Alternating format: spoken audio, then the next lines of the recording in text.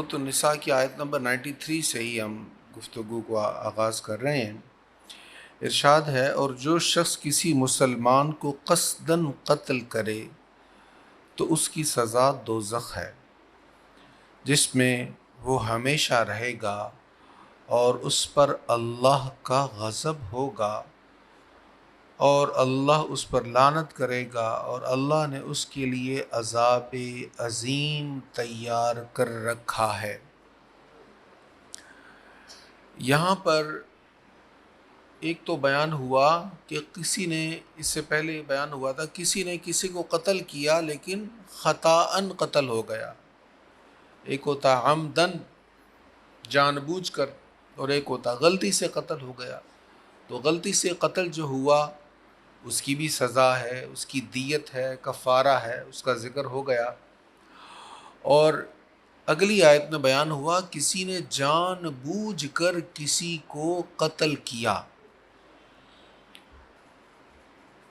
اب یہاں پر جو دو چیزیں بیان ہوئی تھیں، پہلی خطاً اور دوسرا جان بوجھ کر۔ مقتول کون ہے؟ مقتول وہ ہے جس کو قتل کرنا جائز نہیں تھا۔ مقتول وہ ہے جس کو قتل کرنا جائز نہیں تھا، اس کو کسی نے خطاً قتل کر دیا تو اس کی دیت ہے، کفارہ ہے، وہ بیان ہو گیا۔ اور اگر کسی نے جان بوجھ کر کسی کو قتل کیا تو اس کی سزا یہاں پر بیان ہو رہی ہے کہ اس کی سزا کیا ہے۔ اس کو دوزخ کی سزا ہے، وہ اس میں ہمیشہ رہے گا، اللہ کا غضب ہے، اللہ کی لعنت ہے اور اس کے لیے عذاب عظیم تیار کر رکھا ہے۔ اس کے بارے میں احادیث بھی بیان ہوئی کہ کسی نے کسی کو قتل کیا، اب قاتل کو تو سزا ملے گی، لیکن قتل کرنے والے کے جتنے طرفدار ہیں وہ بھی جرم میں شریک ہیں۔ جرم کیا ہے؟ جرم یہ ہے کہ جس کو مارا ہے بلا وجہ مارا ہے، ناحق مارا ہے۔ اگر ناحق والا معاملہ ہو تو قتل کرنے پر تو ثواب بھی ہوتا ہے۔ جی ہاں، اگر ایک ظالم ہے، قاتل ہے، باغی ہے، ڈاکو ہے، لوگوں کا قاتل ہے، تو اس کو تو قتل کیا جائے گا، اس کو تو سزائے موت ہوگی۔ اب اس کو جو قتل کیا جا رہا ہے، یہ اس لیے قتل کیا جا رہا ہے تاکہ امن ہو، بدلہ ہو، قصاص ہو، جیسا کہ قرآن نے کہا وَلَكُمْ فِي الْقِصَاصِ حَيَاتٌ يَا أُولِي الْأَلْبَابِ۔ ایک لفظ کے ذریعے بھی اس قتل کو سپورٹ کیا جو ناحق تھا، جس کو قتل کرنا جائز نہیں تھا، تو سب اس کے طرف داری کرنے والوں، سپورٹ کرنے والوں کو اللہ تعالیٰ وہی سزا دے گا جو قتل کرنے والے کو سزا مل رہی ہے۔ یہ اللہ تعالیٰ کے ہاں یہی قانون ہے۔ یہاں پر یہ اتنی سخت سزا کا ذکر کیوں ہے؟ اس لیے تاکہ معاشرے میں امن قائم رہے، تاکہ کوئی کسی غلط کام کرنے والے کا طرفدار نہ بنے، مسلمانوں کا آپس میں تعلق خراب نہ ہو، مسلمانوں کا آپس میں اتحاد خراب نہ ہو۔ اگر لوگ قتل کرنے والے بڑھتے رہیں گے اور ان کی طرفداری کرنے والے بڑھتے رہیں گے تو پھر ظاہری بات ہے تقسیم در تقسیم کا سلسلہ جاری رہے گا، اور اگر سزا نہیں ملے گی قاتل کو اور یا ناحق لوگوں کو قتل کیا جائے گا تو پھر وہی نتیجہ ہوگا جو آج ہمارے سامنے ہے، جس کا شکار آج ہمارا ملک ہے۔ تو ہونا کیا چاہیے؟ مسلمانوں کا تعلق کیسا ہونا چاہیے؟ اس پر 5 احادیث سماعت کریں، پھر ہم آگے اس سلسلے کو چلاتے ہیں۔ حضرت سیدنا عبداللہ بن عمر رضی اللہ عنہ بیان کرتے ہیں، رسول اللہ صلی اللہ علیہ وسلم نے فرمایا، مسلمان وہ ہے جس کے ہاتھ اور زبان سے دیگر مسلمان محفوظ رہیں۔ المسلم من سلم المسلمون، مسلمان وہ ہے جس سے دوسرے مسلمان محفوظ رہیں۔ کس چیز سے؟ لسانہ و یدہ، زبان سے بھی، ہاتھ سے بھی۔ یہ اس حدیث کو محدثین نے ایمان کے باب میں بیان کیا ہے۔ تو مسلمان کی تو ڈیفینیشن ہی یہ ہے کہ اس سے دوسرے مسلمان محفوظ رہتے ہیں۔ آج کیا ہم ریاست پاکستان کے رہنے والے یہ دعویٰ کر سکتے ہیں ہم مسلمان ہیں؟ کیا ہم سے مسلمان محفوظ ہیں؟ کچھ تو ہیں جو گلیوں میں، چوراہوں میں، بازاروں میں، مارکیٹوں میں لڑ رہے ہیں، مار رہے ہیں، اور کچھ ہیں جو گھروں میں بیٹھ کر ان کا دفاع کر رہے ہیں۔ تو کیا ہم ان کو سپورٹ نہیں کر رہے؟ جب ہم مارنے والوں کو، دوسروں کے مال کو لوٹنے والوں کی طرفداری کر رہے ہیں تو ہم بھی اسی کھاتے میں آ رہے ہیں۔ ٹھیک ہے، اگر ہم سمجھتے ہیں کہ وہ لوٹ مار کرنے والے نیکی کا کام کر رہے ہیں تو پھر ہمیں بھی شامل ہو جانا چاہیے اس میں، اس کار ثواب میں سے ہمیں بھی حصہ لے لینا چاہیے، ہمیں بھی ثواب کما لینا چاہیے۔ لیکن اگر ہمیں پتہ ہے کہ جو غلط کام کر رہے ہیں وہ غلط ہے، لیکن چونکہ ہماری وابستگی ہے اس لیے ہم نے تو سپورٹ کرنا ہی کرنا ہے، تو پھر اس جرم میں ہم بھی شریک ہو رہے ہیں۔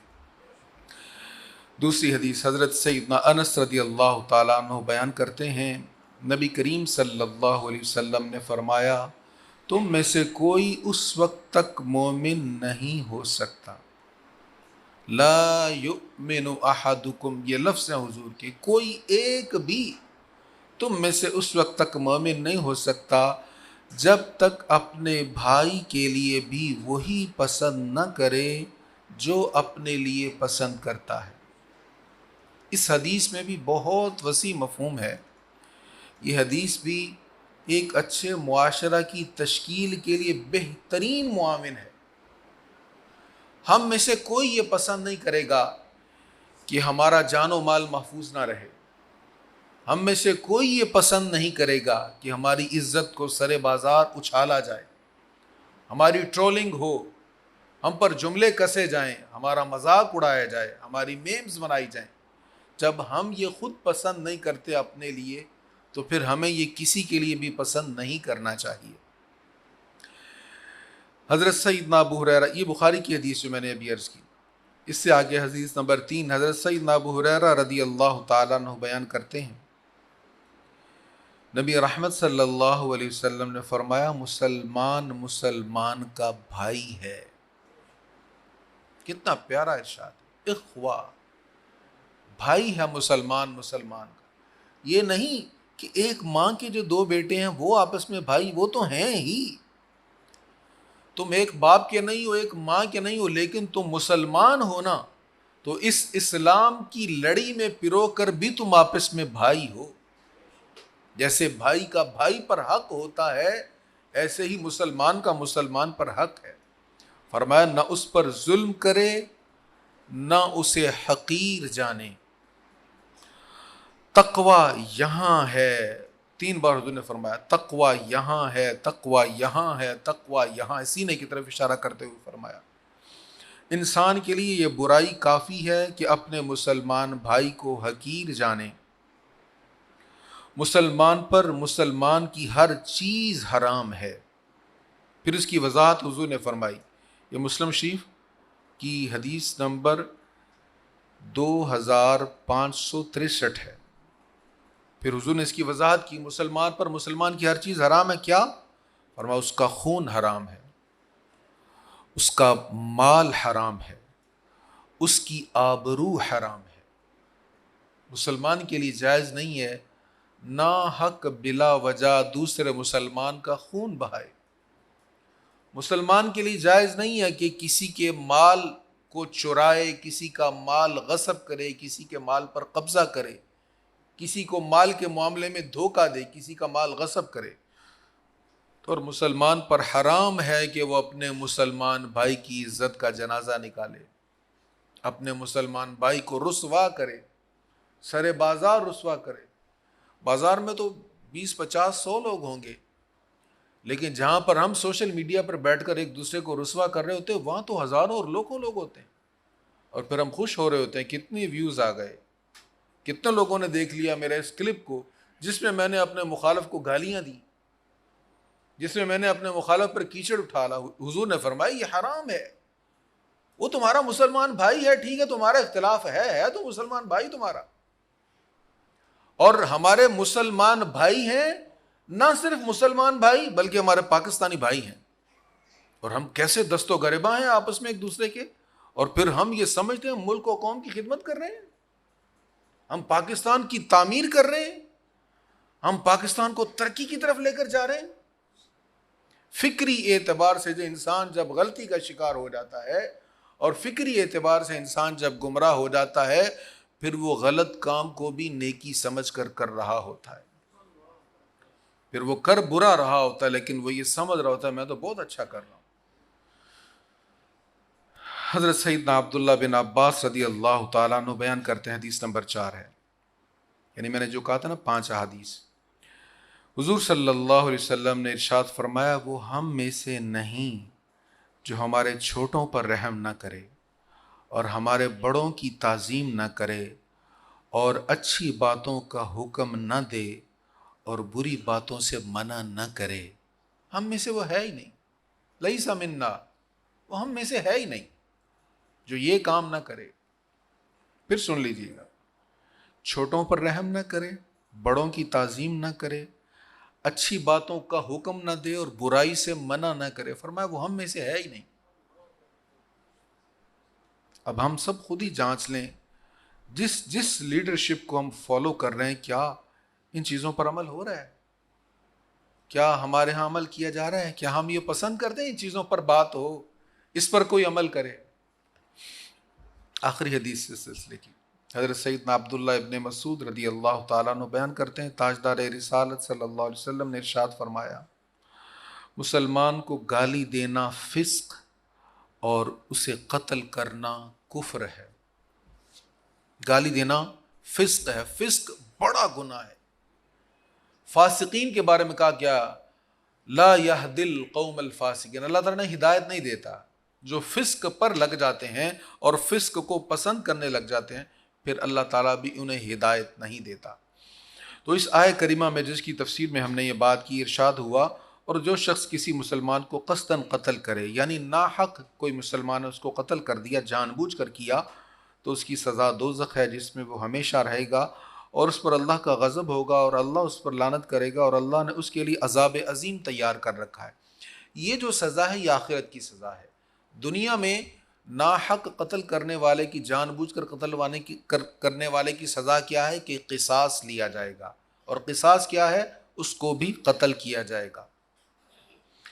اس سے آگے ارشاد ہے، اے ایمان والو، جب تم اللہ کی راہ میں جہاد کے لیے جاؤ تو خوب تحقیق کر لیا کرو، اور جو تم کو سلام کرے اس سے یہ نہ کہو کہ تو مسلمان نہیں ہے۔ تم دنیاوی زندگی کا سامان طلب کرتے ہو تو اللہ کے پاس بہت غنیمتیں ہیں، اس سے پہلے تم بھی اسی طرح تھے، پھر اللہ نے تم پر احسان فرمایا، سو تم خوب تحقیق کر لیا کرو، بے شک اللہ تمہارے سب کاموں کی خبر رکھنے والا ہے۔ غزوہ اس جنگ کو کہتے ہیں جس میں حضور خود بھی شریک ہوں، اور جو حضور کی حیات طیبہ میں ہو، حضور کے حکم پر حضور خود اس میں شریک نہ ہو تو اس کو سریہ کہتے ہیں۔ تو صحابہ کرام جہاد کے لیے روانہ ہوئے تو راستے میں کئی مقامات پر کفار کے ساتھ بھی معاملہ ہوا، اور پھر وہاں پہنچ کر بھی کفار کے ساتھ جنگ وغیرہ ہوئی۔ تو ایک مقام ایسا تھا، وہاں پر ایک شخص تھا، اس کے پاس بکریاں تھیں، تو وہ جب ان کے سامنے آیا، مجاہدین کے سامنے، تو اس نے سلام کیا، اور اس نے یہ ظاہر کرنے کے لیے کہ میں مسلمان ہوں، کلمہ شریف بھی پڑھا۔ اب ظاہرہ علاقہ کفار کا تھا اور ان کے ساتھ جہاد تھا۔ اب ایسے میں اس طرح کی جو صورتحال، جب اس نے سلام کیا اور کلمہ پڑھ کے بتایا کہ میں مسلمان ہوں، تو صحابہ کرام نے یہ سمجھا کہ یہاں تو سارے کافر ہیں اور یہ بھی کافر ہے، تو یہ صرف اپنی جان بچانے کے لیے کہ ہم اس کو مسلمان سمجھ کر چھوڑ دیں، کلمہ پڑھ رہا ہے، انہوں نے پکڑا اور اس کو قتل کر دیا، اور جو بکریاں تھیں وہ بھی لے لیں، اور حضور کی بارگاہ میں آ گئے۔ سرکار علیہ الصلوۃ والتسلیم کو عرض کر دیا کہ حضور ایسے ایسے اس نے جان بچانے کے لیے اس طرح کہا۔ نبی پاک علیہ الصلوۃ والسلام سخت ناراض ہوئے۔ حضور علیہ الصلوۃ والسلام نے حضرت اسامہ سے فرمایا، اقال لا الہ الا اللہ وقتلتہ، اس نے کلمہ پڑھا اور تم نے اس کو قتل کر دیا؟ حضور وہ تو جان بچانے کے لیے ایسے کر رہا تھا، دل سے تھوڑا پڑھ رہا تھا۔ پھر حضور نے یہ فرمایا، اقال لا الہ الا اللہ وقتلتہ، اقال لا الہ، حضرت اسامہ کہتے ہیں حضور بار بار یہی کہے جائیں، بار بار یہی کہے جائیں. کہتے ہیں میری کیفیت یہ ہوگی کاش میں آج مسلمان ہوا ہوتا، یہ مجھ سے کتنا بڑا جرم ہو گیا. کہتے جب میں نے کہا نا حضور وہ تو دل سے تو نہیں پڑھ رہا تھا، وہ تو جان بچانے کے لیے پڑھ رہا تھا، تو حضور نے فرمایا تو نے اس کا کلیجہ چیر کر دیکھ لینا تھا. یعنی تجھے اس کی زبان پر اعتبار نہیں تھا تو پھر کلیجہ نکال کر دیکھ لیتے، اس کا دل چیر کر دیکھ لیتے وہ دل سے پڑھ رہا کہ نہیں پڑھ رہا. کیا مطلب کہ تمہیں یہ حق ہی نہیں ہے کہ تم یہ جانو کہ دل میں کیا ہے. اب یہاں سے ہمارے سامنے مسئلہ کیا آیا جو مفسرین نے بیان کیا کہ جب کسی بندے کے کفر پر واضح دلیل نہ ہو، وہ کہے کہ میں مسلمان ہوں تو پھر مان لو کہ وہ مسلمان ہے. اگر آپ کو ڈاؤٹ ہے کہ یہ اوپر اوپر سے پڑھ رہا، دل سے نہیں پڑھ رہا، تو اس کو شک کا فائدہ دو، اس کو مارو نہ، اس کی زبان پر اعتماد کرو. دل کو دیکھنا یہ بندوں کا کام ہی نہیں ہے، یہ تو رب کا کام ہے. دلوں کے حال سے وہی واقف ہے، دل میں کیا چل رہا ہے وہی واقف ہے. جب تک شریعت کے سامنے کسی کا کوئی واضح عمل نہیں ہوگا، واضح جرم نہیں ہوگا، شریعت اس پر فتویٰ نہیں لگاتی، اس پر حکم نہیں لگاتی. تو یہاں پر حکم کیا ہے کہ واضح چیز ہو جب، تو پھر اس پر حکم لگایا جائے گا. جب تک واضح چیز نہ ہو، کوئی اسلام کا دعویٰ کرے تو اس کو مان لینا چاہیے. تو یہاں پر فرمایا کہ جب کوئی تم سے کہے کہ تم مسلمان ہو تو لست مؤمنا، یہ نہ کہو کہ تم مسلمان نہیں ہو. وہ کہہ رہا ہے میں مسلمان ہوں، اور ہم کیا کہہ رہے ہیں لست مؤمنا، نہیں بھی تم مسلمان نہیں ہو. ہم کہہ رہے ہیں یار ہم مسلمان، نہیں بھی تم مسلمان نہیں، تم تو کافر ہو. کوئی کتنا ہی قرار کرتا رہے میں مسلمان ہوں میں مسلمان ہوں، دلیل دے رہا ہے، اور ہم کہتے ہیں نہیں مسلمان. اور ہمارے ہاں یہ عمومی مزاج ہے. یہی لست مؤمنا کا لفظ جو ہے ہم نے اتنا رٹا، پوری ایک صدی پیچھے پلٹ کر دیکھ لیں، ٹوٹ ٹوٹ کر ہم کہاں سے کہاں پہنچ گئے، اور ہم مسلمانوں کو یہی کہتے رہے لست مؤمنا. ہم نے عرب میں بھی یہی کیا، عجم میں بھی یہی کیا، حرم میں بھی یہی کیا، گنبد خضرا کی چھاؤں میں بھی یہی کیا. ایمان والوں کو یہ کہا لست مؤمنا، تو مسلمان نہیں ہے، تو کافر ہے، تو مشرک ہے، تو بدعتی ہے، تو ایسا ہے، تو ویسا ہے. تو جب کوئی مسلمان کہہ رہا ہے کہ میں مسلمان ہوں اور اس سے کفر کا صدور ثابت نہیں ہے، کوئی کفر والا عمل ثابت نہیں ہے، تو پھر اس کو یہ نہیں کہنا چاہیے کہ تو مسلمان نہیں ہے. فرمایا تم دنیاوی زندگی کا سامان طلب کرتے ہو تو اللہ کے پاس بہت غنیمتیں ہیں.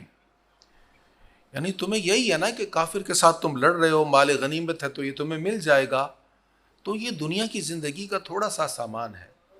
تمہارا مقصد جہاد دنیا کی طلب نہیں ہونا چاہیے، صرف اللہ کی رضا ہونی چاہیے. جو اللہ عطا فرمائے گا وہ بہت زیادہ ہے. اس سے اگلی آیت میں ارشاد ہے لا یستوی القاعدون من المؤمنین غیر اولی الضرر. اس آیت کا پہلے شان نزول سن لیں. حضور صلی اللہ تعالیٰ علیہ وسلم نے جہاد پر جانے کی ترغیب دلائی تو کچھ صحابہ کرام علیہم الرضوان معذور تھے، وہ نہیں جا سکتے تھے. جیسے عبداللہ بن ام مکتوم ہیں، عبداللہ جہش ہیں. اب یہ نابینا تھے، عبداللہ بن ام مکتوم معذور تھے، اب نہیں جا سکتے تھے. تو عرض کی حضور میرے لیے بھی، میں بھی جاؤں یا نہ جاؤں؟ فرمایا نہیں، آپ معذور ہیں، آپ گھر میں رہیں. اب جانا تو وہ بھی چاہتے تھے، جانا چاہتے تھے، وہ بھی شریک ہونا چاہتے تھے، لیکن عذر کی وجہ سے نہیں گئے. اسی طرح کچھ صحابہ بیمار تھے تو وہ بھی عذر کی وجہ سے جنگ میں شریک نہیں ہو سکے. اب جو جنگ میں شریک نہیں ہوئے عذر کی وجہ سے، ان کے لیے اجر کیا ہے؟ ان کے لیے اجر یہ ہے کہ چونکہ وہ جانا چاہتے تھے، ان کی خواہش تھی. قرآن کریم میں دیگر مقامات پر اس کا تذکرہ ڈیٹیل کے ساتھ آ جائے گا کہ صحابہ کرام جب جنگ پر جا رہے تھے تو جانے والے چلے گئے، اور جو رہ گئے ان کی آنکھوں میں آنسو بہ رہے تھے کہ ہم بھی جائیں، ہمارے پاس بھی سواری ہوتی تو ہم بھی شریک ہوتے. تو جو جنگ میں جانا چاہتے تھے عذر کی وجہ سے نہیں گئے، ان کو بھی وہی ثواب ملے گا جو جنگ میں جانے والوں کو ملا ہے. لیکن جو جنگ میں بغیر کسی عذر کے نہیں گئے، بغیر کسی وجہ کے نہیں گئے، وہ ثواب میں برابر نہیں ہو سکتے. تو پہلے جنگ کا حکم نہیں تھا، ترغیب تھی کہ جو آئے گا تو اس کو ثواب ملے گا، اچھا ہے. جو نہیں جائے گا اس کے لیے پکڑ نہیں ہے. تو جب جنگ تبوک ہوئی تو پھر سخت حکم تھا، پھر جو نہیں گئے پھر ان کو سزا بھی ملی۔ تو یہاں پر جو ذکر ہے یہ جنگ بدر کے متعلق ہے، تو یہاں ترغیب تھی جو جائیں گے ان کو ثواب ملے گا، اور جو خواہش رکھتے ہیں جانے کی لیکن عذر کی وجہ سے نہیں جا رہے ان کو بھی برابر کا ثواب ملے گا، اور جو جا سکتے ہیں لیکن کوئی عذر نہیں ہے، کوئی مجبوری نہیں ہے، نہیں جا رہے، اب ان پر پکڑ تو نہیں ہے، سزا تو نہیں ہے، لیکن یہ ثواب میں مجاہدین کے برابر نہیں ہے۔ تو یہاں پر بیان ہوا بلا عذر اور بلا ضرر جہاد سے بیٹھے رہنے والے مسلمان اور اللہ کی راہ میں اپنی جان اور مال سے کافروں کے خلاف جہاد کرنے والے برابر نہیں ہیں۔ لا یستوی، برابر نہیں، سوا برابری کو کہتے ہیں، سوا سوا، برابر برابر، فرمایا لا یستوی، وہ برابر نہیں ہے۔ ایک بندہ جہاد پر جا رہا ہے ایک نہیں جا رہا، برابر نہیں ہے۔ فضل اللہ المجاہدین، اور اپنی مال اور جان سے جہاد کرنے والے مجاہدین کو اللہ نے بیٹھنے والوں پر درجے میں فضیلت دی ہے، اور سب سے اللہ نے اچھی عاقبت کا وعدہ کیا ہے، اور اللہ نے مجاہدوں کو بیٹھنے والوں پر اجر عظیم کی فضیلت دی ہے۔ اللہ کی طرف سے درجات ہیں اور بخشش اور رحمت، اور اللہ بہت بخشنے والا بے حد رحم فرمانے والا ہے۔ اب یہاں پر دو چیزوں کا ذکر ہوا۔ جہاد صرف یہی نہیں ہے کہ میدان جنگ میں جا کر لڑنا ہے، میں کہتا رہتا ہوں آج کے دور میں بڑی ضرورت ہے جہاد کی۔ سیکولرزم اور لبرلزم جس تیزی سے ہمارے ملک میں فروغ پا رہا ہے، اس جہاد کی ضرورت ہے۔ اپنی نوجوان نسل کو این جی اوز کے اثرات سے بچانے کی ضرورت ہے، صحیح اسلامی فکر بتانے کی ضرورت ہے۔ آپ اگر غور سے دیکھیں اپنے سوشل میڈیا کو تو ہمارے پاکستان میں الحاد تیزی سے فروغ پا رہا ہے۔ الحاد کیا ہے؟ انکار اللہ کا، اللہ کا انکار ہے، قرآن کا انکار ہے، نبیوں کا انکار ہے۔ کون کر رہے ہیں؟ مسلمانوں کی اولاد کر رہی ہے۔ میرا یہ جملہ شاید کسی کو گراں گزرے لیکن حقیقت کا اظہار کر رہا ہوں۔ آپ کے سامنے اتنے مناظر نہیں ہوں گے لیکن یہ عام ہو رہا ہے، اور آنے والے وقتوں میں یہ چیز بڑھ رہی ہے۔ یہاں اب جہاد کی ضرورت ہے، صحیح اسلامی فکر لوگوں کو بتائیں۔ چھوٹے چھوٹے معاملات میں الجھنے کی بجائے ایک بہت بڑا اژدہا ہم سب کو دبوچنے کے در پہ ہے، اس کی ہم فکر کریں۔ اور فرمایا جو جہاد کرے گا چاہے وہ مال سے کرے چاہے اپنی جان سے کرے، اللہ اس کو اجر دے گا، درجات میں بلندیاں اللہ تعالیٰ عطا فرمائے گا۔ اللہ ہمیں اس کی توفیق عطا فرمائے۔ وآخر دعوانا الحمد للہ رب العالمین۔